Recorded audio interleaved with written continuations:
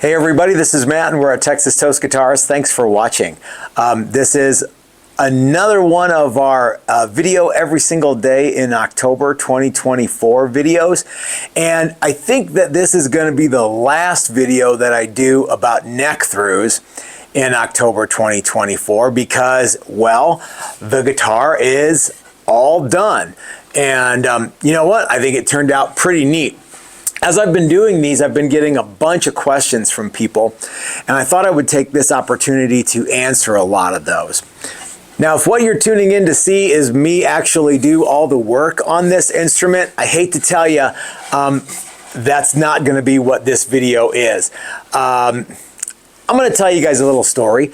On Friday, I came in and I don't even remember what it was, but something really frustrated me. And I thought, you know what I want to do? I want to work on this guitar. I want to finish this guitar and get it ready for paint. What I don't want to do is be social. I don't want to do filming. And you know what? I'm a regular guy, just like you. And sometimes I don't feel like making a video about every little thing that I do. But I did think there are a lot of questions, and maybe I can answer some of those questions. And just because you don't see me doing something doesn't mean that you can't learn from me showing you what I did and telling you how I did it, right? The other thing is, as a lot of you know, because you've come out to Texas Toast Guitars and 5280 Lutherie workshops, this is what I do for a living, is instruct people on how to make stuff like this. So I can't give away everything in free videos. So again, I apologize if you're one of those people who thought that you'd tune into this and get a bunch of free ideas, but sometimes you got to pay the money, right? Okay. I deserve to be able to eat just like you do. All right, enough with that kind of nonsense. Now let's get down to the nitty-gritty of this guitar. First of all, I want to thank everybody who participated in the what wings should this guitar have, and as you can see, it turned out really well. I think this is a super cool color combination. So we have a mahogany, all mahogany neck. All right, there you go. See, and it's got an actual rosewood fretboard. Oh dang, that's going to mean that I need to. Well, we're going to get to that. It's got an actual rosewood fretboard, and it has. I've been calling it gray limba wings. So the reason I call it gray limba is because white limba is just this color right here. Anytime you get black limba, it's got these streaks in it, and there can be more. Darker, browner, richer, creamier, chocolatier streaks than this, of course, but that's what black limba is. This is kind of a combination of both. It's what it really is it's streaky white limba, so I've been calling it gray limba. The nice thing about using white limba over black limba is it's very light. This whole guitar is super light because it's very thin. It's about 1.25 inches thick, and it's pretty small. And because the wings are made of the lightweight white limba, it's very light. But let's talk about some of the comments that I've gotten about this instrument. And maybe we can learn a little bit together. One thing I want you guys to remember is I am not putting myself out there as an expert on neck through instruments. I've made a number of them, and every time I do, I learn a little bit more. But I don't want to say that I'm an expert. Generally speaking, as soon as you say you're an expert at anything, there's a target on your back. So this is a neck through that I made, and this is what worked for me. How about that? And then we'll talk about some of the stuff that I would like to change too. Somebody asked me, is this one of the original neck throughs from the Firebird workshop? And as a matter of fact, I think that this neck was. This was the neck piece on this instrument was one of the very first ones that we used when we were trying out this new neck angle jig, which we're also going to talk about. And it's about 2 years old. It's been sitting around for a long time, and I thought, you know what? I think it's high time to put it together and turn this into a guitar that we can sell. There's nothing wrong with it. It's just been sitting around the shop for a while. So it's got a lot of things right with it. One, the angle is right. Two, the wood is super, super dry and super stable. And three, it was ready to build this cool SG shape.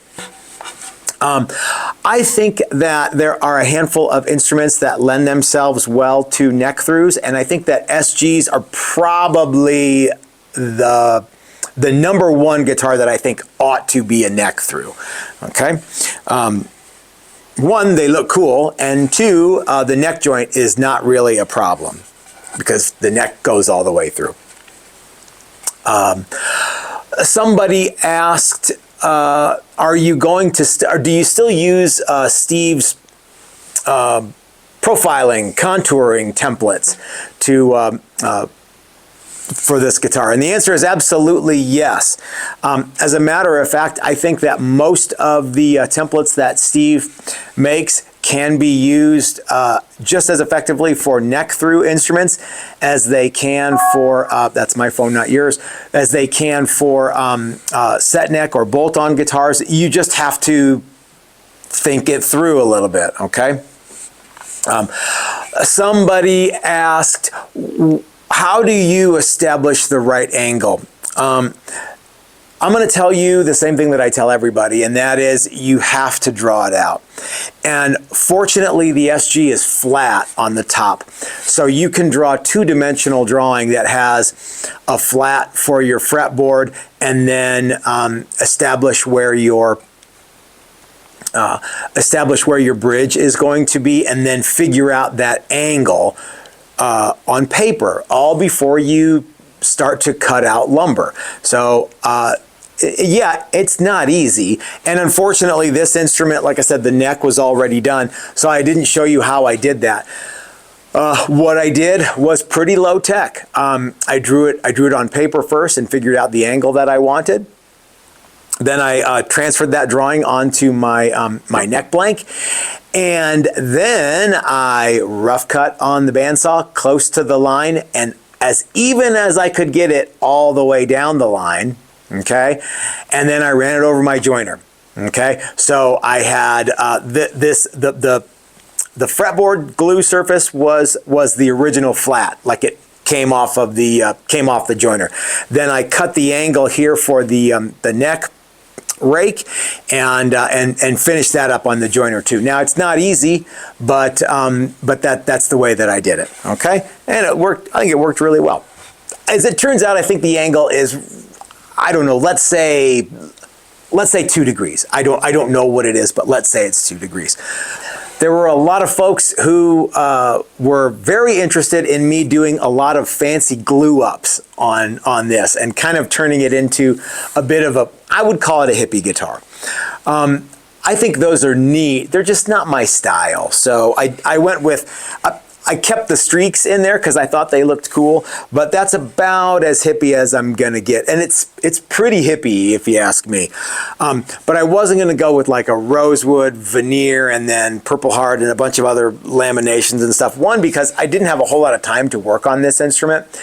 Two, because I don't like that stuff. And three, and this is probably the most important one, when you glue up woods like that, when you glue up rosewood and you glue up cocobolo and babinga and bacote and some of those other woods, they're pretty oily. And Purple Heart actually is one that I have had a lot of bad luck with when it comes to gluing using regular old wood glue, which is what I used on this.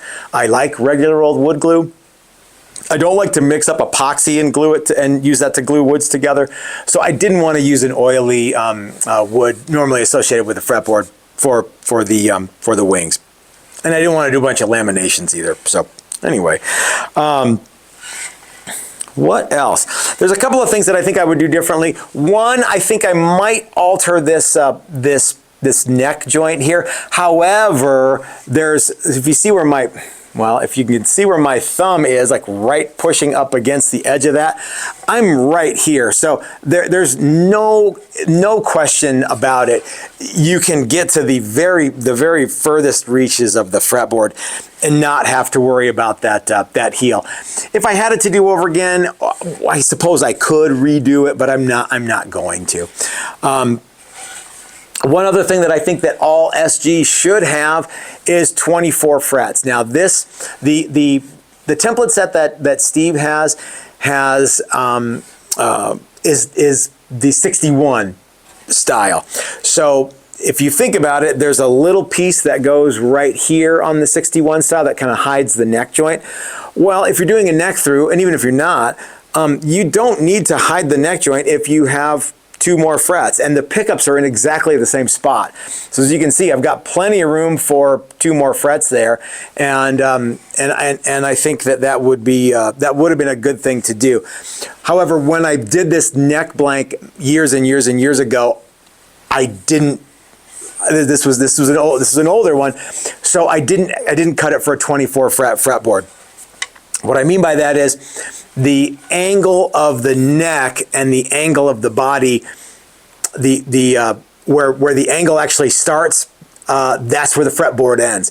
So what I would have needed to do was have my apex of my angle be I don't know, whatever it is, 5/8 of an inch different than this. So it didn't allow me the luxury of adding the 2 more frets. But on most of the SGs that I've done since then, and again, this is an old neck blank, having the extra 2 frets, it's a no-brainer.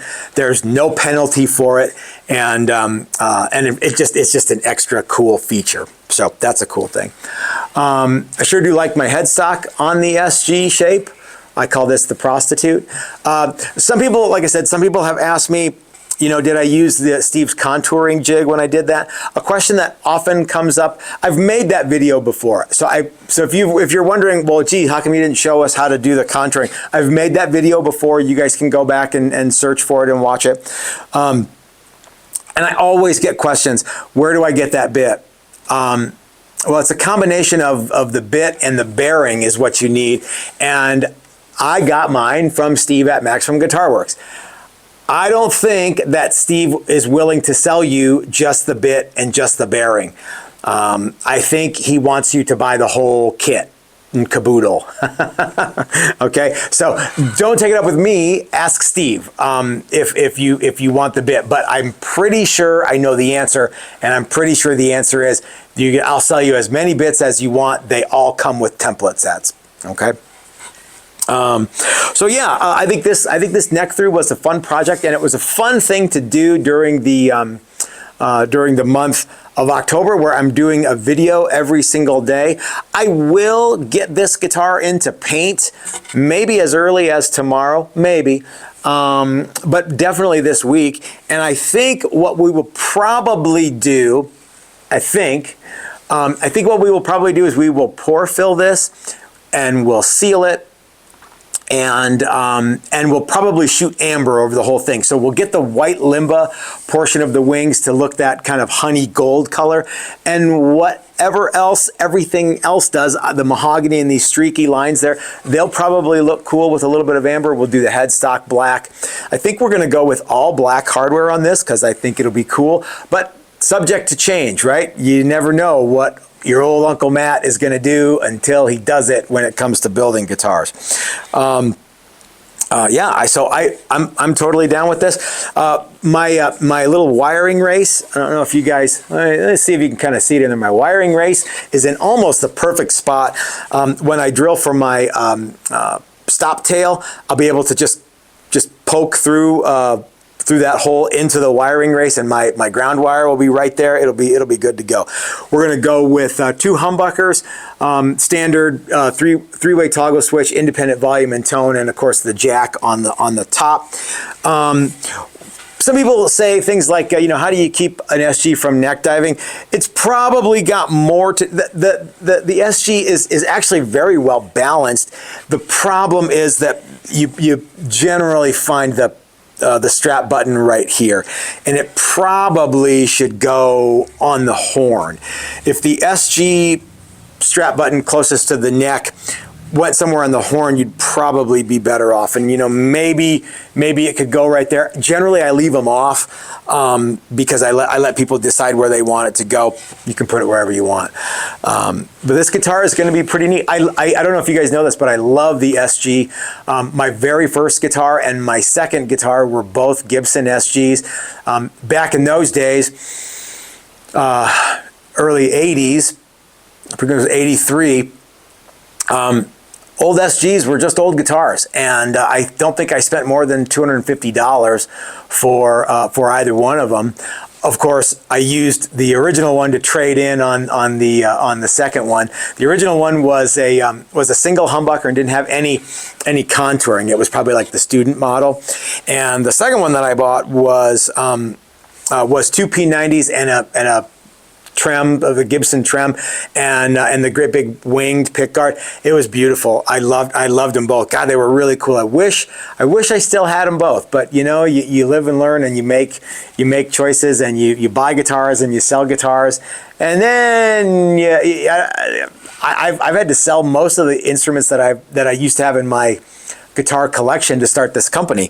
So I don't really have anything except for my Dan Armstrong that is like not a guitar that I made in my collection.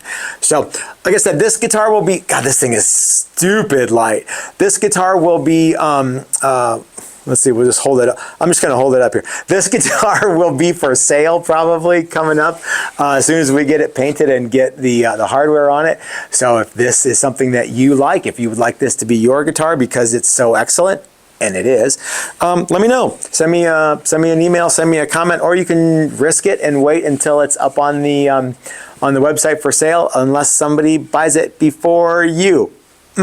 So, guys, thanks for hanging out with me. Until next time, this is Matt at Texas Toast, reminding you that if you're so smart, start your own YouTube channel. That's what I did. If you have any questions about the neck through build, or if you'd like to build your own neck through, or you'd like to have me custom build you a neck through, please leave them in the comment section below, and I'll try to get back to those as quick as I humanly possibly can. You can also send me an email, and that's probably the better way if you actually want to do a custom order. We're going to have to go that route anyhow.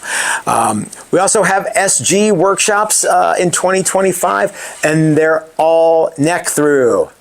So yeah, I think that would be a fun one. In fact, I bet you a lot of you guys have already signed up for that, and if not, maybe you should think about doing that. So guys, have a great week. We will see you.